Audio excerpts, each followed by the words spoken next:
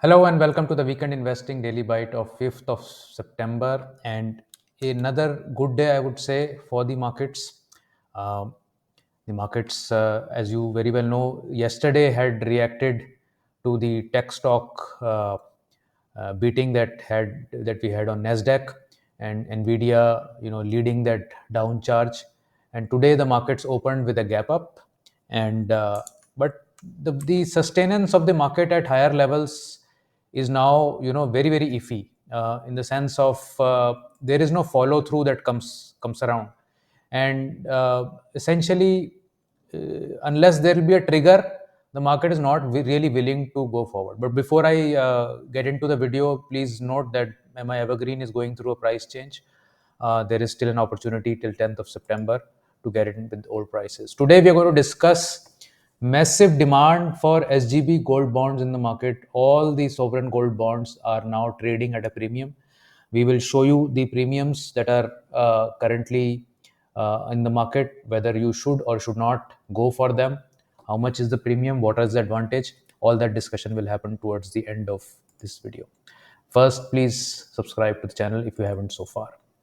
So, in coming back to the markets, like you can see here, Nifty closed this gap that was created yesterday, but then for the rest of the day, it was just coming down slowly. At the end of the day, we were at minus 0.2%. So minus 0.2% is neither here nor there. So it is waiting basically, and the trigger that I can see coming is there is one trigger uh, for jobs data in the US on Friday night, and then there's another trigger, I think, on 18th of September for the rate cuts.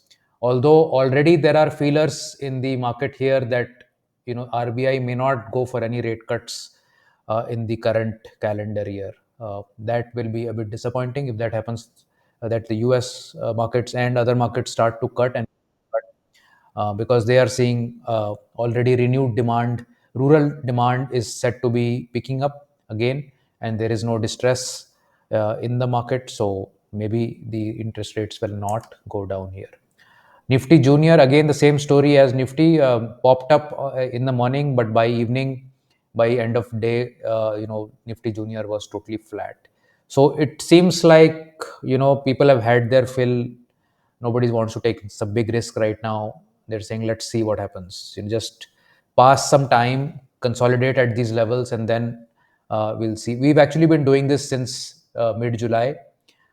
Since mid-July, we are just bobbing around, not really having very fantastic directional movement either way. Mid caps also sort of similarly placed, 0.37% up, although this was a new all-time high. But I mean, no real trend formation as such. Small caps are doing something very different from all other indices. Almost a percent up again today. Yesterday also, you can see there was a very strong move, almost a bullish engulfing of the previous session, and today a gap up and moving up. So there is some small cap buying that is happening.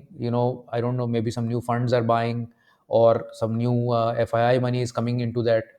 I don't know what's happening, but 0.95% on a day when the rest of the market was lethargic is quite a nice move on small caps. Bank Nifty also 0.14%, not really moving up or down, staying put at that point. Advanced decline again almost even, 276 to 221, 3 unchanged. In the last four sessions now, you can see Nifty has not gone anywhere. 0.1%, 0.2, minus 0.17, 0.04%. So this entire month, starting of September, has been very flat, and none of the two sides, the bulls or the bears, wants to take charge right now, and maybe they're expecting the other side to do some magic sometime soon. FIIs for fifth day running again, some buying. DIIs, as I've been mentioning, buying seems to be reducing on the DII front. We've had now sessions of 439, 356, negative session also at 97 crores. So DII buying seems to be reducing, while FII buying definitely has lost that continuous selling spree that was on.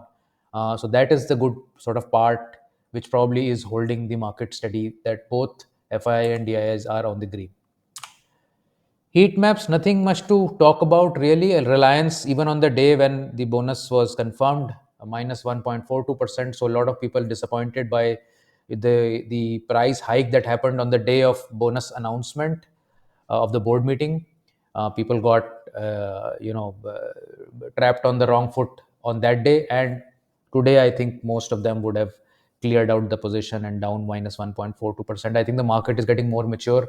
Market is realizing that bonus is nothing but an accounting entry, moving from your reserves and surplus account to share application, and that's about it. I mean, there's no really big deal about a bonus or a split, other than the price will reduce to half, so more people will be able to have uh, access to that stock. If somebody wants to buy just one stock, earlier they were spending 3,000, now they will spend 1,500. um, Titan was the bright spot in the market. That may have been also because the festive season is coming nearer, and gold prices are starting to look up also. ITC also up 0.9%, but other than that, I can't see very many gainers for the Nifty stocks. Nifty Next 50, however, was more green. Zomato, IOC, DMart, Bosch, Vedanta, Chola, all these stocks doing quite well today. You had Adani stocks give up some ground, Bharat Electronics, HAL, and many other public sector enterprise stocks losing ground today. Sectoral trends, again, nothing much to talk about. Real estate shed some profits, minus 1% on that. Energy stocks, minus 0.8%. Infra, minus 0.6. Public sector enterprise, minus 0.5. And the rest totally dead, zero point 0.1, zero point 0.2, negative zero point 0.1, negative zero point 0.2. IT, not doing so badly at plus 0.5%. Even for the week, 11% for 1 month, and nearly 29% for 3 months. So IT has come out as the dark horse in the last 3 months. Nobody was looking at IT, and IT has done very well in the same time period. Coforge, LTI, Mindtree, Wipro, Infosys, HCL Tech were some of the stocks that were moving in the IT space, and CNX IT trying to fill this gap that got created yesterday. In terms of stock spotlight, Gujarat Fluorochem moved up very massively today, almost 11.2% up here. It is also making a flag on this yearly daily chart. Once it breaks through, I think a very big move can start upwards on Gujarat Fluoro. It has been range bound since about 2022, and this may be the start of something big if it is able to cross that. So let's now talk about sovereign gold bonds, or SGBs as they're popularly known. Just to give you some context, I have been a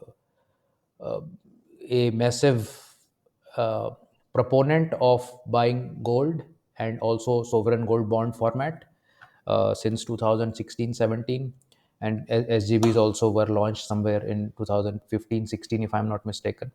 So what has happened so far is that since launch, when gold prices used to be somewhere close to 2,500 to 2,700 rupees a gram, and now we are sitting about 8 years later at about 7,200 per gram, almost maybe 2.5 times of the initial value. Government, in its own wisdom, thought in 2016 that why should we allow uh, forex to deplete, because Indians love to buy gold, and gold is not mined in India much.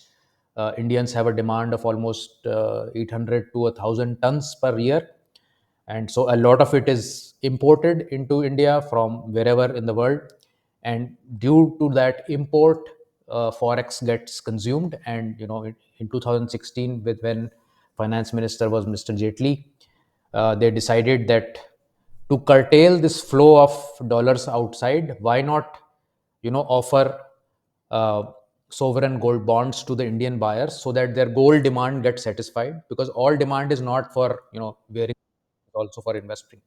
So why not offer sovereign gold bonds, and people will stop buying physical metal, so we will not have to import, and we will save forex, and the government will basically bear whatever is the gold price increase over these 8-year bonds, uh, and on redemption, government will pay out whatever is the gold price.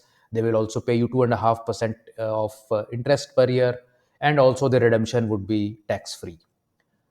So maybe the government didn't realize at that point of time that over a period of time, gold would have, and this is all unbacked. So government has not bought gold to back this. Government is buying gold separately in the RBI, where as a percentage of their overall corpus of reserves, they are maintaining certain percentage, and they are buying. They've gone from, I think, 400-500 tons to about 800 tons, somewhere near that.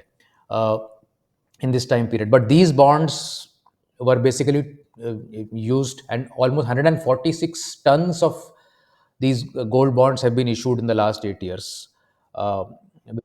Massive amount, and the prices have gone up. So now the government has to cough up the redemptions at the current prices.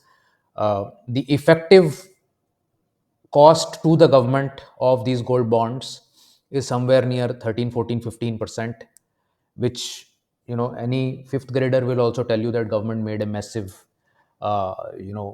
mistake by offering these bonds, because if they are able to raise money at 6 7%, uh, even lower actually, why would they raise it at 15%? Yes, the advantage of the forex not going out was there, but this is a much bigger disadvantage, and the government has lost significant amount of money wanting to now pay back. So what is now the situation that SGBs, since the budget has come, there is no new issuance in this. I think in this entire calendar year, uh, series that have been issued so far are of course running, and they are available on the stock exchanges. But maybe there is a rethought or rethinking in the government that no more SGBs should be issued, because this is costing the government a lot of money. And we will probably know in another couple of months, if there is no issuance or no new calendar, then definitely it is the end of the road for all new SGBs to be issued. So what is happening now in the markets? So whatever is the issuance so far, so about out of the 146 tons, a few tons have been redeemed, but most of it is still yet to mature. So all those series, the prices have gone up. And I remember just a couple of years back, they were all trading at a massive discount. I mean, you used to get like 10-15% discount to what the fair value should have been, because people said, why should I buy SGB? They're illiquid, and who's going to wait 8 years, and so on and so forth. But as people became aware about this, and I can be blamed for that, uh, you know, there was a move towards buying more and more SGBs, and uh, there's a when people realize that something is not going to be available, then there is a sudden demand for it. Whenever a scarcity is there, then people wake up and say, oh, I should also buy this. This is not going to come again. So that's how the sovereign gold bonds prices have gone up now. In terms of discount to fair value and gold price, so these are all the series that are there. uh, so this is, let's say, for instance, SGB maturing in Feb 27. This is SGB maturing in Feb 32. This is October 27. So we've downloaded all the data, and these are the issuance prices. The first column, this is the year to maturity, how many years are there. The present value of the future interest payments of this is here. The fair value is here. This is the asking price in today's market, and discount to fair value is here. So discount to fair value uh, uh, being there means that it is a premium to the fair value. A negative discount to fair value means a premium, and a percentage premium relative to what is the market gold price is what has been calculated here on 7157. And you can see that many series have good premium over what is the market price. So if you buy a gold bond right now, you may end up paying 5-10% premium over its fair market value. So what is happening is that uh, people are still buying it, because of course there are issues with physical gold, there are issues with ETF gold, there are issues with mutual fund gold, there are issues with digital gold. And SGB was one of the best products that is possible, purely because it was issued by RBI. So the counterparty risk was to the extent that if RBI fails, only then there is a problem. Second, of course, was the tax benefit. No taxation on maturity, which is a huge benefit. But taxes now are lower, 12.5% for long term. So, to some extent, that also got mitigated.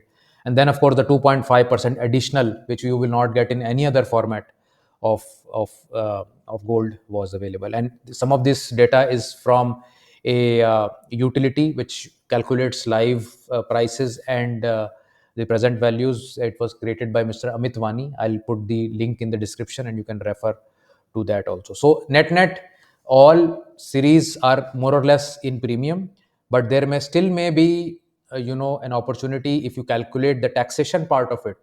Then maybe buying some of the series may still be beneficial if you hold on to maturity versus, let's say, buying a physical or a digital gold.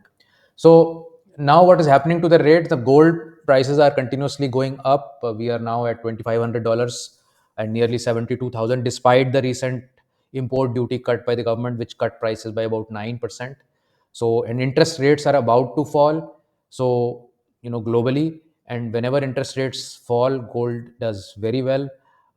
And because gold becomes more attractive to fixed coupon paying assets like bonds, there is more flow towards that. So this chart I showed you a few days back also from Incrementum, and it shows that whenever there is a interest rate down cycle, you will find that gold really outperforms. So in this cycle, 2002 to 2004, gold went up 66%. This is dollar gold. INR gold could be even more. The 2007 to 2012 cycle, gold went up almost 189%. Then the cycle from 2019 to 20, gold was up 50%, and we are just about starting here in terms of dropping the interest rates. The blue line is the interest rates, and the yellow, the mustard line is that of gold. So there is no question that gold is not going to go up. Gold looks like primed up for a fantastic move. Uh, and of course, there are other geopolitical tensions also which are driving demand for gold. Just today, Russia has upped its gold buying target for the next 1 month by almost 6 times. And gold is of course a safe haven for the crisis. So, how much exposure you have to gold? Do you have any exposure? If you have any exposure, how much is it? Is it adequate? If you don't have any exposure, you should get exposure. There are so many different instruments available. While you can always argue the best format to buy, that is also dependent upon your comfort. Some people are very comfortable with digital gold. Some people are more comfortable with physical gold. I can only say that whatever gives you comfort, have exposure to gold. And my thumb rule on this is your age divided by 2 as percentage of your net worth should be their allocation to gold. But some people say that's too much, we can't go that much. To your comfort, please ask your financial advisor or your financial planner how much you should have, but definitely have exposure to gold. Thank you so much for watching this, and I look forward to your comments on this. Please do share this with your friends and family. This one you can actually share with a lot more people who have no interest in the equity markets but have interest with into exposure of gold. Thanks. Bye.